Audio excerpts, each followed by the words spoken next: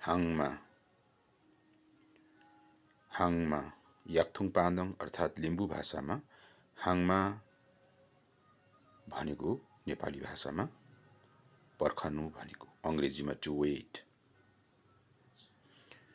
हाङमा क्रियालाई लिम्बू भाषामा कसरी प्रयोग गरिन्छ भन्ने विषयमा म केही उदाहरणहरू प्रस्तुत गर्नेछु। हाङघुङ मैले पर्खेँ भन्दा लिम्बू भाषामा हाङघुङ। हाङघुङ म पर्खन्छु भन्दा लिम्बू भाषामा हाङघुङ। हाङघुङ म पर्खने छु मैले अथवा म पर्खने छु भन्दा हाङघुङ। हाङघुङ तपाईले पर्खनु भयो भन्दा लिम्बू भाषामा केहाङघु।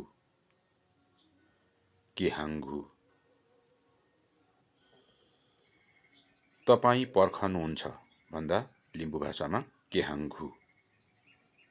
केहाङघु तपाई पर्खनु हुनेछ भन्दा लिम्बू भाषामा केहाङघु। केहाङघु उहाँले भनेको एक पुरुष अथवा एक स्त्री ले पर्खनु भयो भन्दा लिम्बू भाषामा हाङघु। हाङघु उहाँ पर्खनुहुन्छ उहाँ भनेको एक पुरुष वा त एक स्त्री उहाँ पर्खनुहुन्छ भन्दा लिम्बू भाषामा हाङघु। हाङघु उहाँ पर्खनु हुनेछ अथवा उहाँले पर्खनु हुनेछ भन्दा लिम्बू भाषामा हाङघु। हाङघु अब हाङमा क्रियाको केही इम्पेरेटिभ मुड आज्ञार्थ वाक्यहरू। हाङघे हाङघे पर्खनुस् एकजनालाई भन्दा पर्खनुस् हाङघे। दुईजनालाई भन्दा हाङघेच्छे तपाईहरु दुईजनाले पर्खनुस्। हाङघेच्छे तपाईहरु दुईजनाले पर्खनुस्।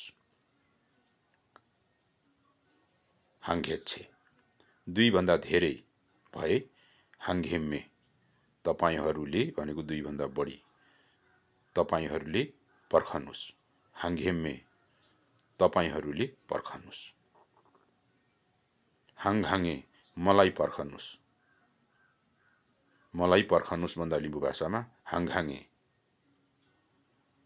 मलाई पर्खनुस् हाङघाङे।